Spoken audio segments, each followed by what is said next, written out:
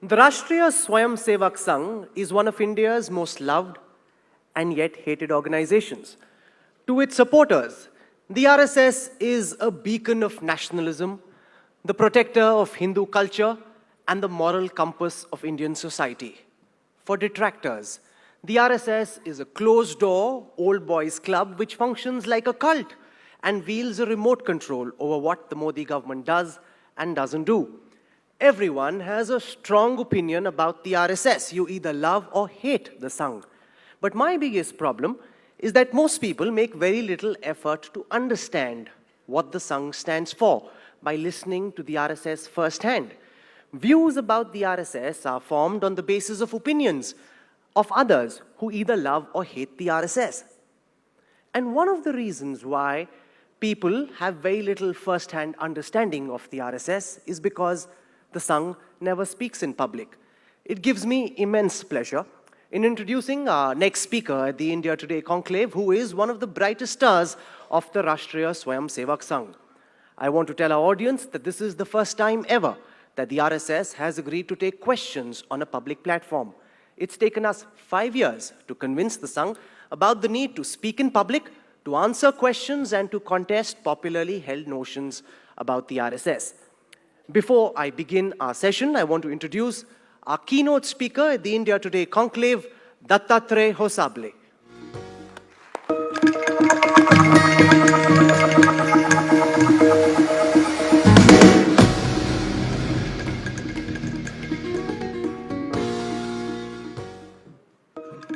Dattatreya Hosable was born in Shimoga in Karnataka in 1954.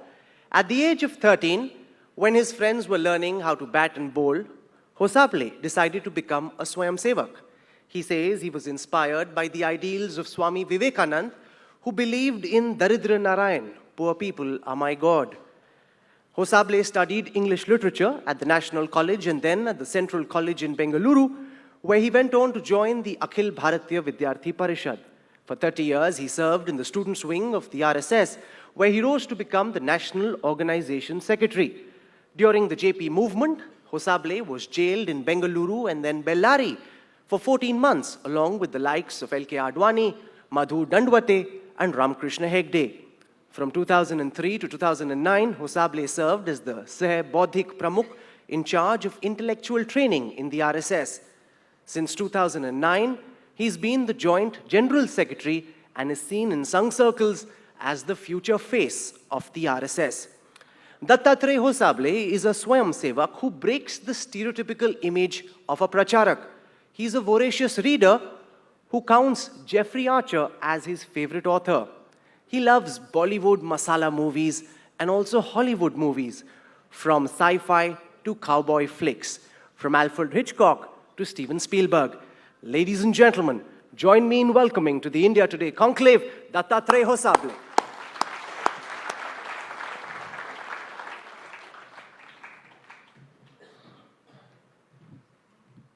Hosable ji, welcome. We are in T20 season. The World Championship of T20 is currently on, and therefore I have 20 questions for you, which I hope to get you to answer, and then we'll throw this session open to the public. My first question, sir, is what is the RSS's vision for India 2020?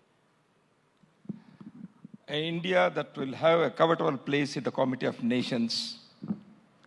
An India which is prosperous, where the basic needs are fulfilled for all the citizens in this country.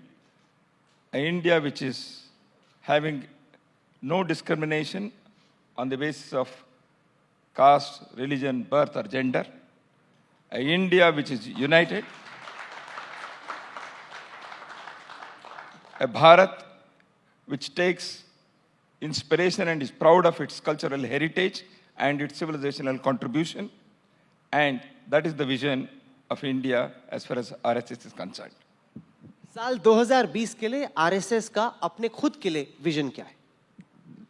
To become an effective instrument to translate this vision into action. Hindutva is a word the RSS uses very often.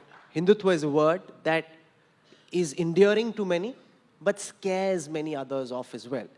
You say often in the RSS that Hindutva is a way of life. But Hindutva is also associated naturally with Hinduism. You say it's not. If Hindutva is not about Hinduism, why not then say Indianism? Or find some other word which is not linked to Hindu religion, because that really creates all these perceptions about the RSS. The perceptions are created by various people, including the media and others. When the perception is there that you agree to some extent, to some degree, that the fact is something different, right? So the thing is, Hindutva, as we say repeatedly, n number of times we have said that it is a Hindu-ness and not Hinduism. Hindu view of life, Hindu way of life. Dr. S. Radhakrishnan delivered this lecture in Oxford University in 1928. It's not communal. I am a proud Hindu, Mahatma Gandhiji said. So he is not communal. Vivekananda delivered his lecture in America and in the European countries, being a proud Hindu. And those lectures are not on the communal. So I don't understand why people should be afraid of hearing the word Hindutva or Hinduism or Hinduness. Because the Hindus have never aggressed anywhere on this planet in the entire history of humankind. It is one civilization, it is one nation, it's one culture, it's one people and one society who have not at any time of history have aggressed or made anybody enslaved any part of the world. So why this fear? It is only a fear that is created because of wrong understanding or deliberate intentions. So you're quoting what Swami Vivekananda said. Can I also quote to you what Guru Golwalkar, who the RSS holds very dear to its founding thoughts, said, and I'm quoting from page 177 from his book, The Bunch of Thoughts, where he deals with Muslims, Christians, and communists in 3 separate chapters with the title Internal Threats. He says, and I quote now, "The foreign races in Hindustan must either adopt the Hindu culture and language, must learn to respect and hold in reverence the Hindu religion, must entertain no idea but those of glorification of the Hindu race and culture, or may stay in the country wholly subordinated to the Hindu nation, claiming nothing, deserving no privileges, far less any preferential treatment, not even citizens' rights." So when you've got the founding father, one of the people who set the ideological tone for the RSS, saying that Hindutva also means that other religions must be subordinates of Hinduism, then that really does scare people, Mr. Hosabli. Yeah. But in the same bunch of thoughts, you must also read, so all that is expected of our Muslim and Christian court citizens is the shedding of the notions of their being religious minorities as also their foreign mental complexion and merging themselves in the national stream of this soil. See, what RSS has been saying is this, that you always should not think, the Muslim community, and some of them, I don't say all, that we have been rulers at one time and we want to rule this country again. And not identify with the invaders. There have been Muslims, even during the period of Shivaji, there have been Muslims in Shivaji's army, many people. When Shivaji was going to encounter with Afzal Khan, there were 3 Muslims in his army. And in the Panipat battle in 1761, Ibrahim Gardi was the chief of the artillery section. So the battles were fought on the side of Hindus also had many Muslims. See, just because one is Muslim, we have not treated him, or we do not think that he is something against this country. Only thing is, when in the name of Islam, you have divided this country, that history is not very ancient one. But you aren't responding to my question, Dattatreyaji. My question is that Guru Golwalkar, in several passages, and I can quote many more, essentially suggests that Hinduism in some fashion is a superior religion to the others, and if you are going to stay in the fatherland of India, you must be subjugated to Hinduism. No, we have never said. That's what I read this paragraph. if anybody says that another religion, which is not a religion of this land or one's own religion, if anybody wants to say that it is a lower or inferior to one religion, that itself is un-Hindu. That is the clear statement of and the finest thing is of one who ceases to be Hindu is the real Hindu. That's why I want to quote this very thing, because you have been quoting, I'll also quote. And that is also by Dr. Golwalkar only. That's why I want to, because the audience also should know. As far as the national tradition of this country is concerned, sorry, I'm missing the, because of, there have been a lot of,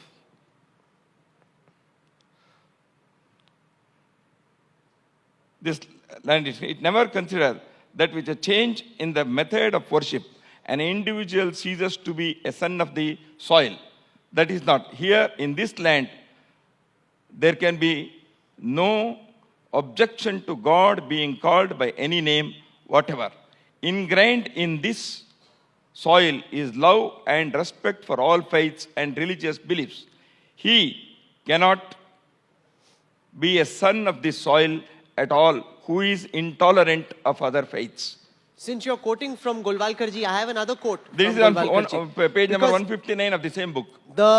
Because his ideology is founded, and I quote again, on the principle of one nation, Hindu, one culture, Sanskrit, one religion, Hinduism, which essentially leads to many of our friends here asking, what about other religions? What about other cultures?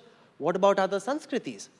One thing is I have told, the Hindu, when the RSS has been saying, it is with the connotation of nationalism, is nothing to do with religion. That is why we have been repeatedly saying that those people who are taking birth in this land are Hindus because this land is Hindustan. Whatever Muslim says, no, I'm not Hindu, Dattaji. By religion, he is not Hindu. Muhammad Karim Chagla, he said, I'm Muslim by religion, but I'm a Hindu by culture. The Sarsang Chalak of the RSS, Mohanji Bhagwat, on the 3rd of March, gave a speech in which he said, we need to give training to our youngsters to chant Bharat Mata Ki Jai. What's wrong? Asuddin Owaisi asks the RSS, I am a patriot. I don't want to chant Bharat Mata Ki Jai. Why should Owaisi and others be forced to chant Bharat Mata Ki Jai if they don't want to? Does it make them anti-national? Does it make them a traitor? Last night I was watching a TV program, and all the political parties except OIC, they were objecting to his very statement, irrespective of the political ideology. And even the Congress leaders also said, you can say Bharat Mata Ki Jai or Jai Hind or anything. The thing is not the question of the words, Bharat Mata Ki Jai. The thing is what you want to express through your words, your speeches, your action. That is the thing. Bharat Mata Ki Jai. Everybody should shout a slogan. That is nothing wrong in that. No, there's absolutely nothing wrong. But what if somebody says, I don't want to say Bharat Mata Ki Jai? Is he, in the view of the RSS, a traitor? Of course, he is an anti-national if he says. Because the very thing when you say that you do not want to chant Bharat Mata Ki Jai, you are not allowing others also to not chant Bharat Mata Ki Jai. And Vande Mataram and Bharat Mata Ki Jai are not the mantras or the slogans coined by RSS. They were coined during the freedom struggle of this nation. Just this morning we had Pratap Bhanu Mehta here, and when he spoke of Bharat Mata Ki Jai, in the same breath he asked, "Wo kahan hai jinhe Hind par naaz hai?" Jai Hind, even Prime Minister Indira Gandhi was also shouting on the August 15th. So do you object to that? No, I don't object at all. I'm very happy to say Jai Hind, Vande Mataram, Bharat Mata Ki Jai. But my question is, and I think you answered it when you say you believe Asuddin Owaisi is a traitor if he doesn't want to say Bharat Mata Ki Jai. I said, if anybody says he's an anti-national. He's an anti-national. Yeah. Why should it be compulsory for him to say Bharat The Mata? compulsory is not that he should chant every day. If he says that I will not chant, then only. That is the thing. I am not telling every day morning he should get up and shout Bharat Mata Ki Jai. If he says that he doesn't want to say Bharat Mata Ki Jai, then it becomes a. Does that then not lead to the concern that one worldview, which is the view of the RSS, is being superimposed on others? It is who are not the view of the com- RSS, it is the view of this land. You can go and ask people who do not belong to RSS also. That is why I said, the Congress party spokesperson yesterday, he was telling that what OIC was saying is wrong. He doesn't subscribe to the views of RSS. So you are putting the word that RSS is trying to say that Bharat Mata. No, it is not the only RSS. RSS is only giving voice to the feelings of the people who do not belong to even RSS. A critic of the RSS sent me a message and asked me to put this question to you. During the freedom struggle, the RSS and other organizations belonging to the Hindu right, by and large, stayed away from the freedom movement. If at that time, the definition of nationalism were to be taken to be being against the British Empire, fighting in favor of Mahatma Gandhi, Pandit Nehru, Sardar Vallabhbhai Patel, then by that definition of nationalism applicable at that time, the RSS could have been called anti-national for not participating in the freedom movement. History is being distorted. That's why these things are coming up. RSS has not participated in the freedom movement. This very fact, this very statement is a baseless thing. Because the RSS was founded in 1925. The founder of RSS, Dr. Hedgewar, was the joint secretary of the Congress during that period of the central provinces. Right? And when on the bank of Ravi River, the Congress declared the total complete freedom from British, the RSS was issued orders by the chief of RSS, Dr. Hedgewar, that they should celebrate this in every shaka of RSS throughout the country. And umpteen number of RSS volunteers, Swayamsevaks, have participated in the freedom struggle because the national freedom struggle was led by Indian National Congress. And the RSS Swayamsevaks have participated in Satyagrahas in 1942 Quit India movement, in many such movements. So we have not written separate history that we are away from the National Congress movement like the communists. Communists have also not participated in the freedom struggle. So RSS, the history about the RSS movement is to be studied and understood properly by the people who accuse RSS of not being a participant in the freedom struggle. RSS people have participated. I can give examples after examples. And the founder himself was a congressman, and he never resigned the Congress party thing. He always, that is why Mahatma Gandhi also visited the RSS camp in Wardha. Okay. I want to come now to the very recent Akhil Bharatiya Pratinidhi Sabha, which got over with this very important message that the uniform of the RSS would change from the flappy knickers to brown trousers. Is this a cosmetic change?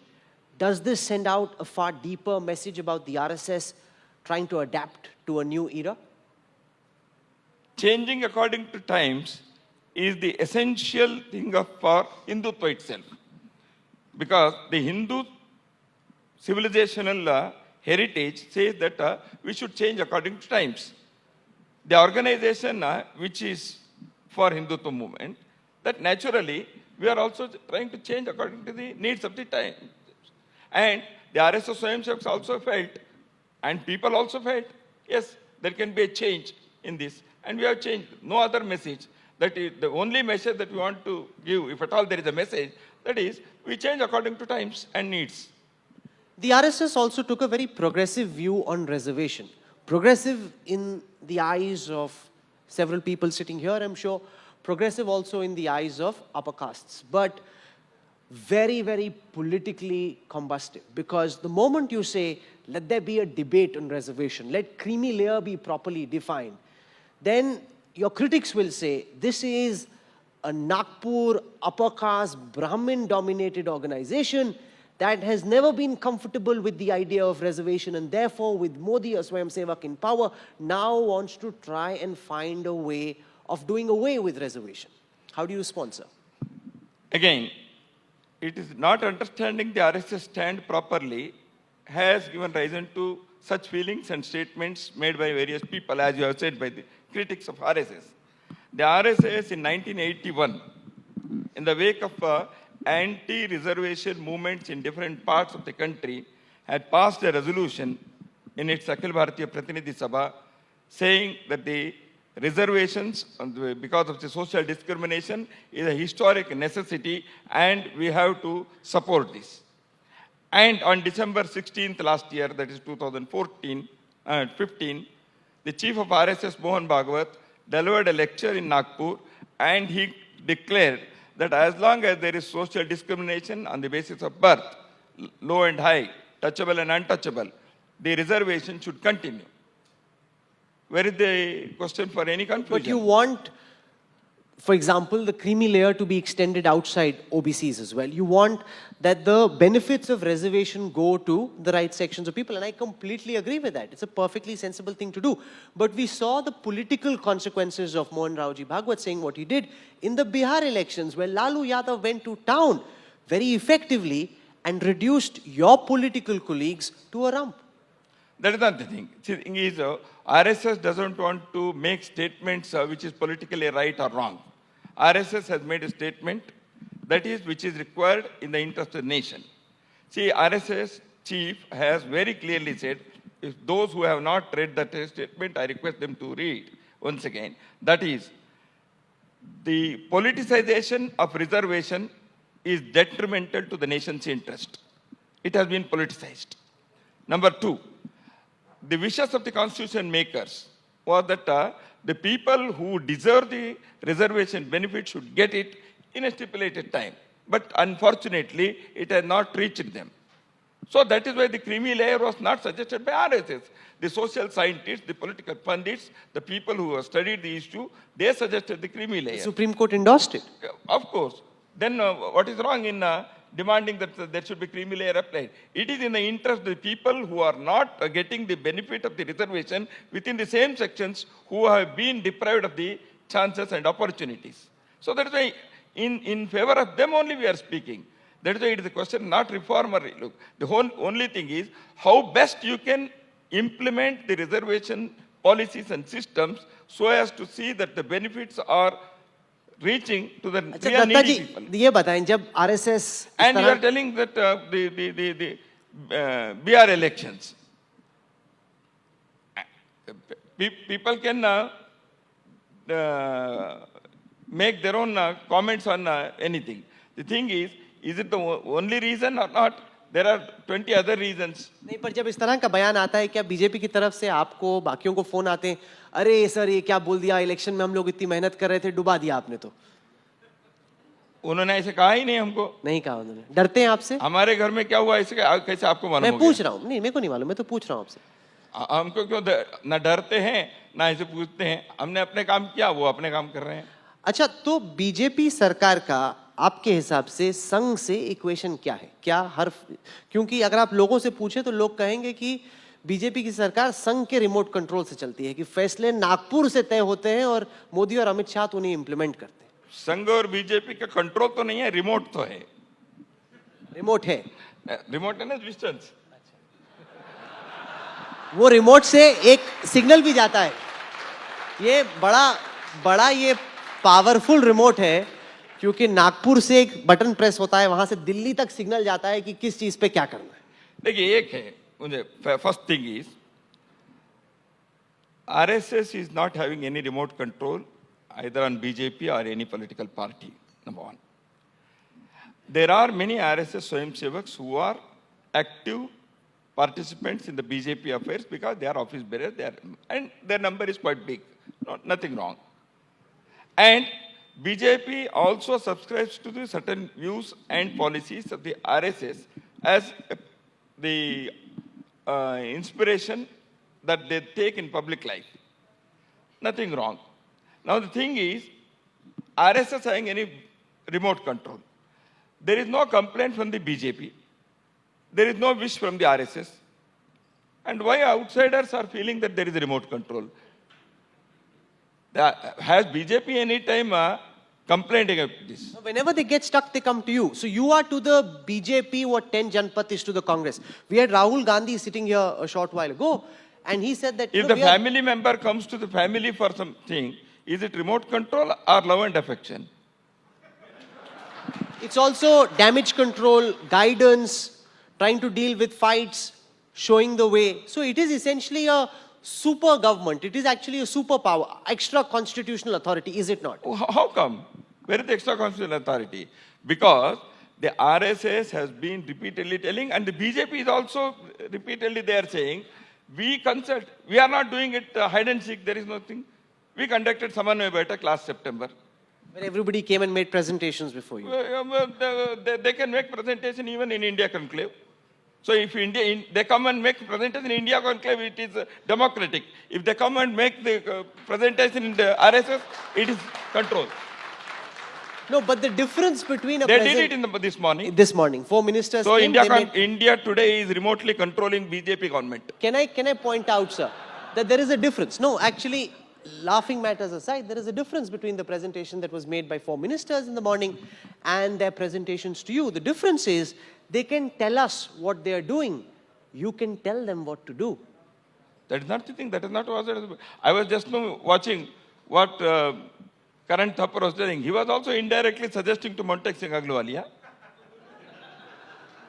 And as citizens, we have a right to say to any government that you should try to do this.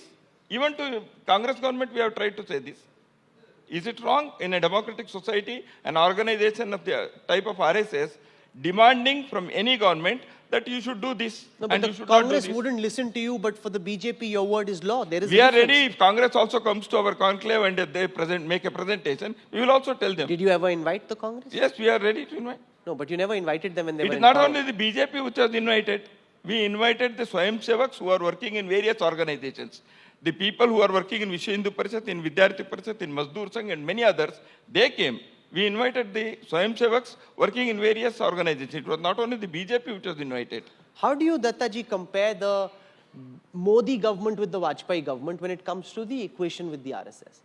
We are proud that RSS has produced 2 successful prime ministers. One who listens to you, the other who didn't. Both have been listening to the voice of the people, and that is quite enough for us. No, but Vajpayee ji's equation with the Sangh Parivar was quite frayed, and I think that was one of the irritations for the RSS as well going into the 2004 elections. This is all the media thing that has been made. There has never been a time when the relation between Vajpayee and RSS has been strained. There has been suggestions. Some suggestions will be accepted. Some suggestions may not be accepted. There is no compulsion. We have every right to make suggestions to any government, number one. And they have every right to accept or to reject any suggestion that is made by RSS. They are free. We are also free, number one. And as far as comparison between Modi and Vajpayee is concerned, we are proud. Only thing is, I wish that Vajpayee also had the opportunity to become Prime Minister at the age when Modi became the Prime Minister. Does Modi ji listen to the RSS more than Vajpayee ji? Modi listens to RSS. More. I'm asking you. Both are listening.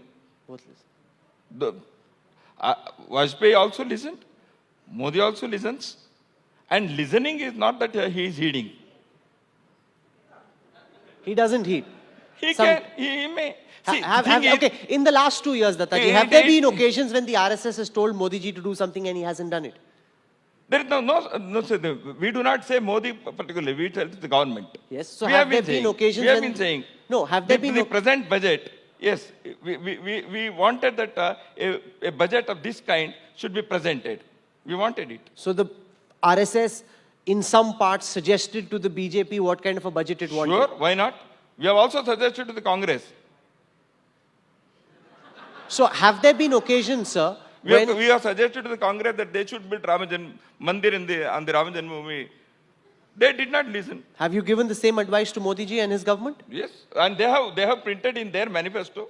But they haven't done anything about it. 3 more years are left, and Amit Shah is going to come here this night. Are you suggesting, sir, that by 2019, the RSS hopes that before the first term of the Modi Sarkar is over, there will be a Bhavya Ram Mandir at the Ram Janmabhoomi in Ayodhya?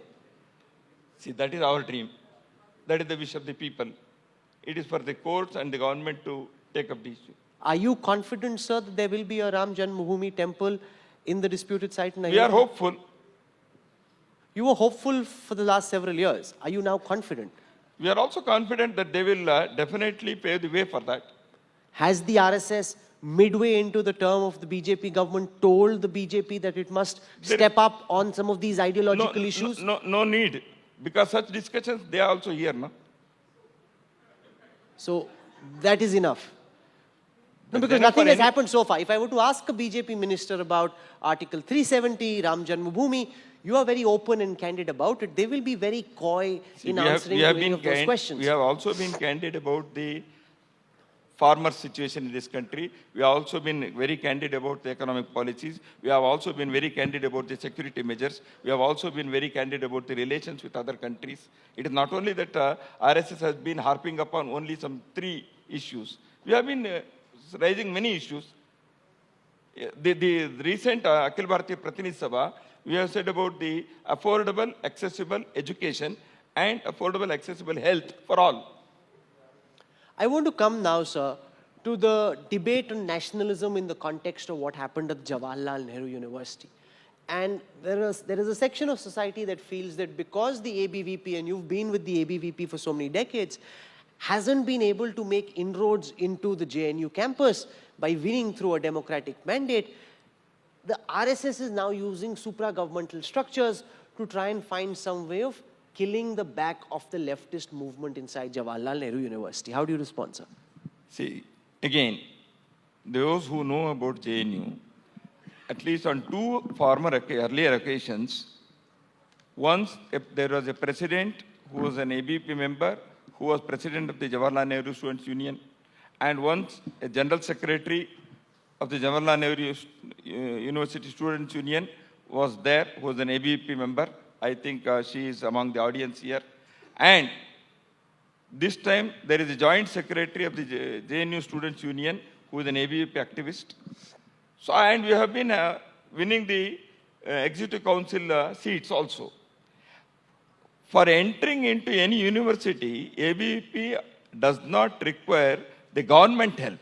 ABP on its own, because of its organizational strength and power, because of the hard work of the ABP activists, they are entering into universities, and number of universities in this country, they have been won by ABP on number of occasions, including JNU.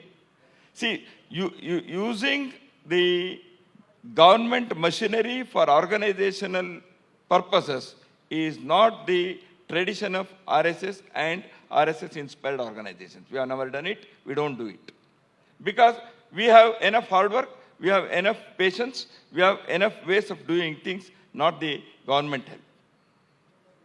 Do you believe it is correct to enforce one view of nationalism, one view of patriotism on everyone? Why are students so unhappy? There's so much outrage in campuses, from the Hyderabad University campus to JNU to FTII. It almost seems as if there is a problem in dealing with dissent. That is for the government. RSS doesn't take these things. It is for the government to deal with it. However,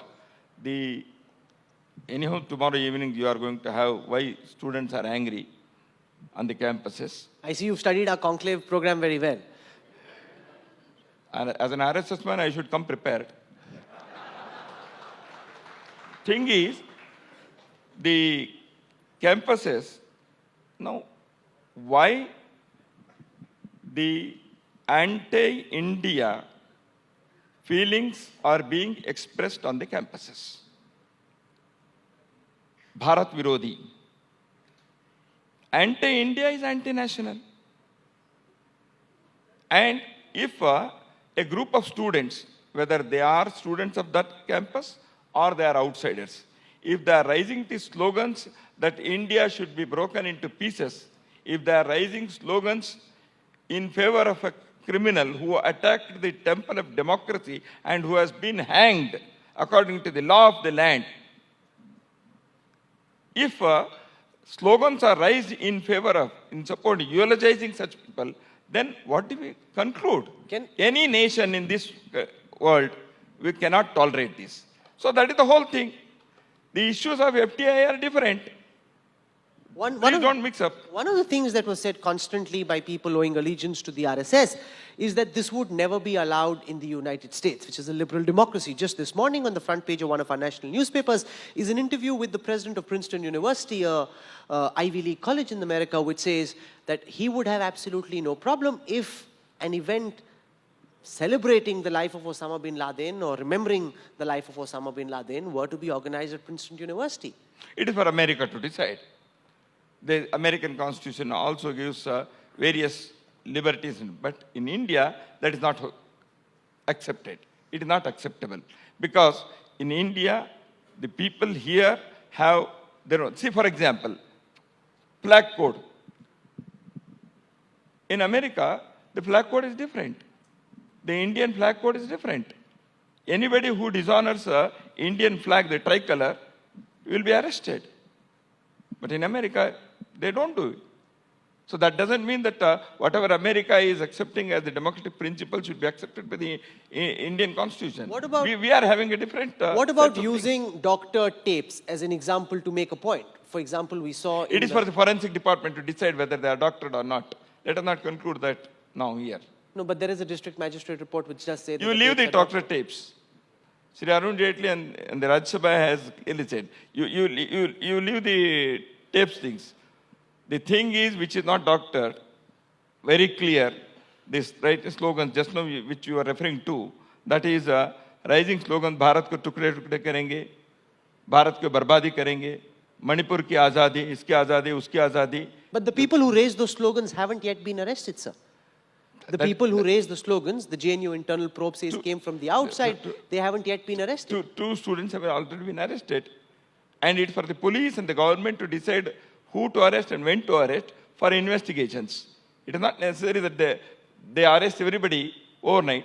It is for the government, the police to decide the things. The thing is, what is the message that has been given from the JNU campus on the night of the 9th March?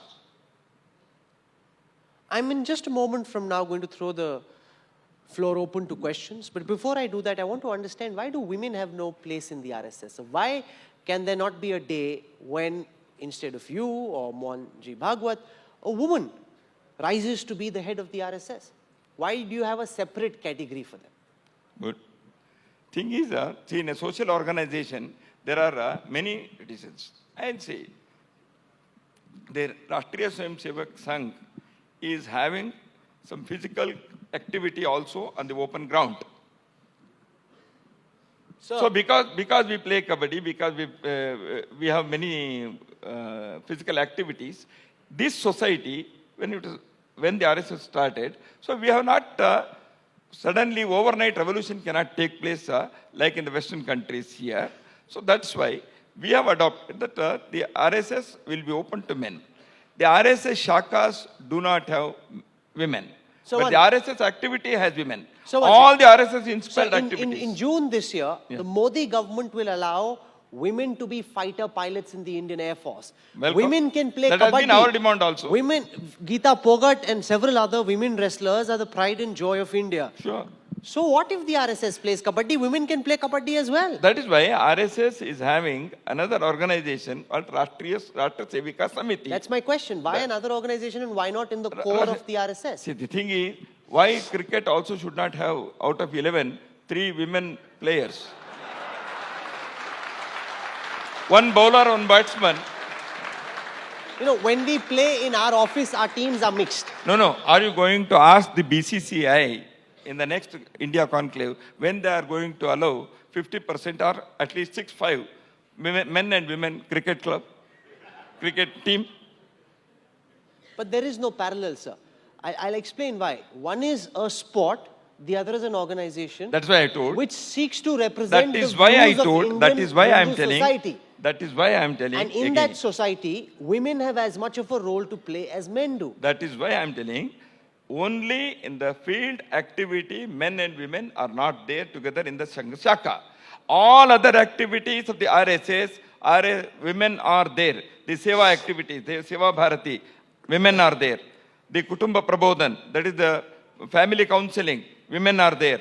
The Go Seva, the Gram Vikas, the rural development, all the activities inspired by RSS and conducted by Rashtriya Swayamsevak Sangh, 1.5 lakh activities are being conducted, and not a single activity is without women. Just a few days ago, And it is the RSS which has inspired hundreds and thousands and lakhs of women to take up to the social work. you've said two or three things that I just want to hold on to. One, you said that change happens over time. There can't be an immediate revolution.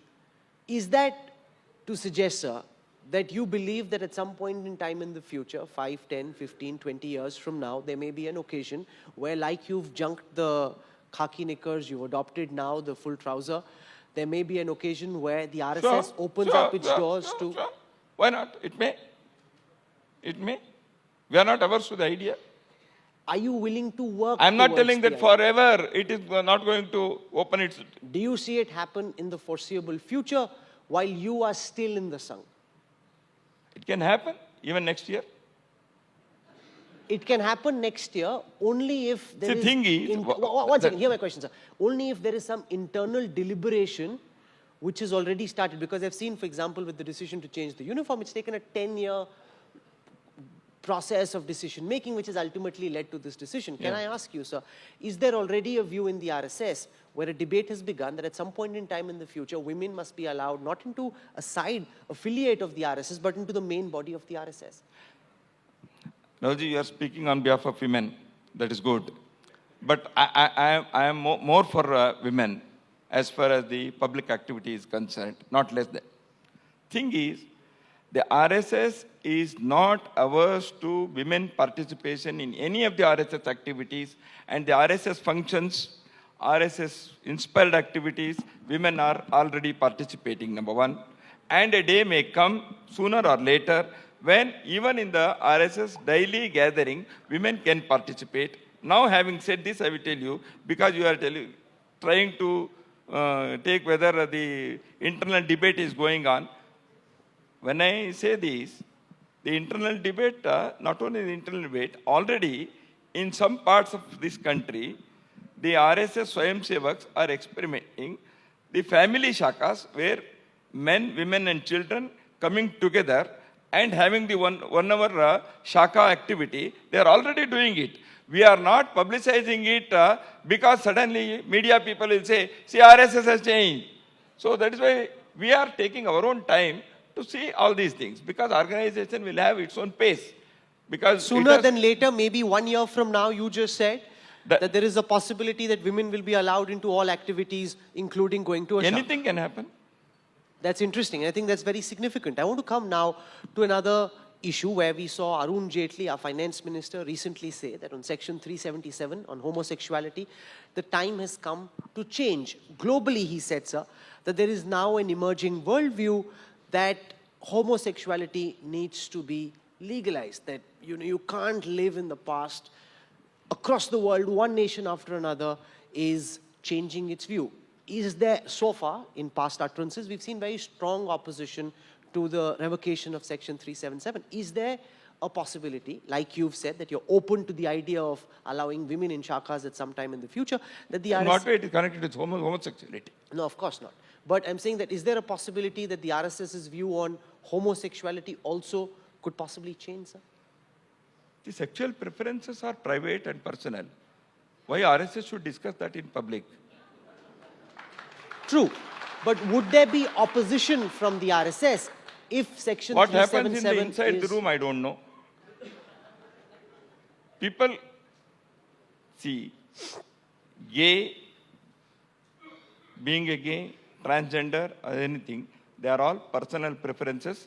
RSS has no view on that. It is for the people to have their own way, as long as it is not going to affect social and other national traditions and ethos. The personal preferences of sexuality is not being discussed in RSS, and we don't want to discuss, and I'm the last person to discuss on public platform like this, because they are personal and private. So you don't think of homosexuality as a crime? that needs to be penalized, that's against Indian tradition, for example? I don't think. I don't think it should be treated as a crime that should be punished, as long as it doesn't affect the life of others. This is indeed very, very significant. Can we have a round of applause, please? For the first time, we've just seen a public utterance from the Rashtriya Swayamsevak Sangh, where one of their senior-most flag bearers is saying that he doesn't believe that that homosexuality is a crime that needs to be punished. This will, in large parts, shape the debate from here on homosexuality in India. And I want to congratulate you for saying that. Thank you very much. I want to come now. I don't know why do you want to congratulate only on this thing? When I said that RSS... I also want to congratulate you for what you said about allowing women into shakas at some time in the future. That again is fantastic, and I want to have a round of applause for that, please. So before I throw this session open for questions, I want to ask you about some people who belong to fringe outfits which owe their allegiance to the Sangh Parivar. We saw, for example, O.P. Sharma, a BJP MLA in Delhi, who went and beat up lawyers and journalists at the Patiala House Court. We saw Sakshi Maharaj, we see Yogi Adityanath, we see Sadhvi Prachi, all in some way owe allegiance to the right, the fringe maybe, not necessarily the RSS per se. Why do we not see the RSS distance itself more openly from these fringe elements who give the RSS and Hindutva a bad name? We have not even embraced. The question of distancing comes only if I have spoken on behalf of them. The question of distancing comes before only if I have embraced them. When I have not done it, why should I say repeatedly that I should distance? Have I supported that? Has the RSS issued any statement? But you haven't condemned what they did either. We have condemned. We have condemned. We are on record that what has happened, the vandalism in front of Patiala High Court cannot be condoned, cannot be acknowledged, cannot be supported. But vandalism, to be equated with anti-nationalism, what happened in JNU, is injustice. It cannot be accepted. Don't equate anti-national activity with vandalism. Because the whole debate that you want to change is to JNU's anti-nationalism and Patiala court vandalism in front of the court. Those two things are equal. That is what people are trying to paint in such a way. Okay, That is not acceptable. We have time for 3 questions from the audience. Just put your hands up and then we can pick one person who can ask the question. Who would like to ask a question to Dattatreya Hosavle? Okay, I see that gentleman with the French beard. He'd like to ask a question. Can we have a mic sent across to him, please? Can I also just request that if it is possible, somebody who's not from the RSS should ask questions, because I'm sure there are plenty of opportunities to ask questions internally, but somebody who isn't from the RSS. Most of them might have gone to Sangha Shaka in their childhood. Go ahead, sir, please. Sir, as we understand, RSS is not a political organization. So why can't it come out with openly with a very progressive thought about reservation, which Rahul acknowledged earlier on also? The reservation is very important for the society, but it should be for very selected section, which should be for economically weaker section, irrespective of birth, caste, religion. Why that ideology should not be propagated by a social organization like RSS and not propagated to the government? As you said, RSS will share their thoughts with the government on all issues. It's for the government to decide or not. In such a progressive way. I understood. Thing is, I have clearly said that RSS doesn't want to make a statement for political benefit. It wants to make the statement for the nation, in the interest of nation, which we consider as nation's interest, of course. Thing is, as far as reservation is concerned, it is the positive discrimination, affirmative action, which is required in this country because of historic reasons. There have been social discriminations and social injustice because on the basis of birth in a particular caste. It is a stigma. It is there. And you cannot wish it away just because sitting in Delhi or some metros, we cannot say that this is happening. We should go and see around the society, it is still there. That's why the RSS has taken the decision that we have to support this as long as this social discrimination is there, number one. Having said this, we have added 2 more things. I have already said, please do not politicize it. How we can depoliticize it?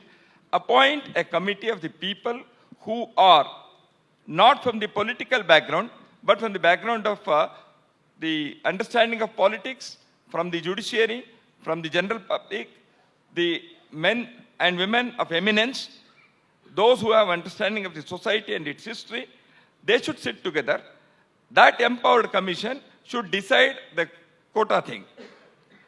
That should be there. Then the creamy layer thing. Then who should get what percentage can be decided. Also, it is required that today the time has not come to do away with the caste-based reservation. A time may come, then we can do away with it. Today it is not there. That's why we will have to emphatically say that this is required today. Now the creamy layers should be applied because many people who have studied this whole reservation issue in total, in detail, they have suggested the creamy layer thing. That should be there. So these are the things which RSS has clearly said. We've got time for 2 more questions. Rajdeep sir, this side. Can we have a mic first, please?